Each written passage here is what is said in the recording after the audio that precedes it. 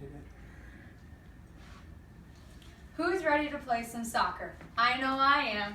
Soccer is a game loved by millions of people all around the world. People play for their own enjoyment, for the social aspect, and for their own physical health. Soccer is a physical game. As stated by Peter Kladstrup, a study leader, he concludes that the studies presented have demonstrated that soccer training for 2 to 3 hours per week causes significant cardiovascular, metabolic, and musculoskeletal adaptations independent on gender, age, or lack of soccer experience. As much as soccer is a physical game, it is also a mental game. As stated from Bill Cole, a mental coach for athletes at Stanford University, visualize how you want to play in the upcoming practice or game. Set some goals for that day. You'll find the calming effect this has on your mind, and you'll play better. Now, before you go into getting the right mindset, you're going to need to know a few things about soccer, one being the equipment you'll need. First, you'll need shin guards. Shin guards can either strap around your calves, or you can get ones that simply slide into your socks. Next, you'll need socks. Socks need to be about knee high, but you can roll them down.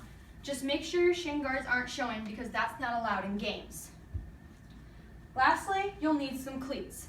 Cleats come in all different colors, design, and brands.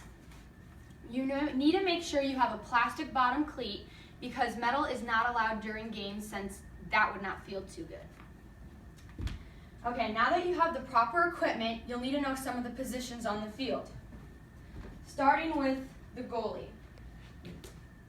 The goalie's purpose is to stop the ball from going across the goal line and into the back of the net. They can use their hands, feet, and any other body parts during this. They must use their hands only inside this 44-yard wide, 18 feet deep box.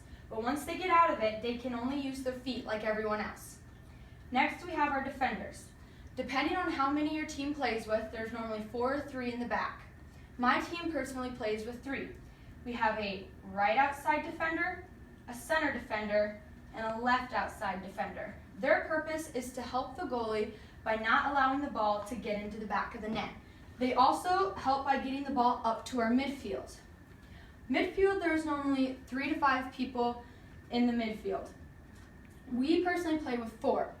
We have a right outside mid and a left outside mid. They play from goal to goal, working offensively and defensively. And then we have 2 more in the middle. One being a holding mid, who helps out the defenders by marking different players. And then we have an attacking mid, who helps out offensively by getting the ball to our strikers. There are normally 1 to 3 strikers up top. My team personally plays with 3.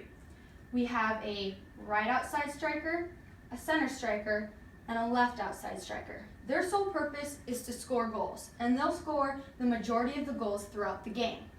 Now that comes to a grand total of 11 players on the field for a U18 team.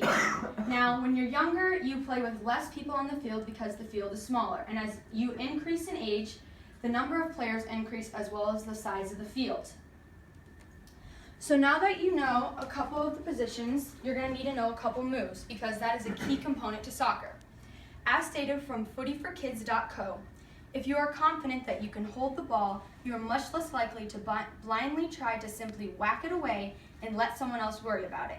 So footwork is key in soccer. You need to be able to have the confidence to dribble the ball and to pass it. And the only way to get that is by working on your footwork. So I'm going to teach you a couple of moves. One of them is called a pullback.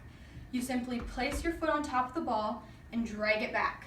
Each time you do this, you need to accelerate out of your turn, making it harder for a defender to catch up. Another turn is called the crave. You simply take your foot and hook it around the ball and push it with the inside of your foot behind you. This you also need to accelerate out of. You can do both these turns with either of your feet.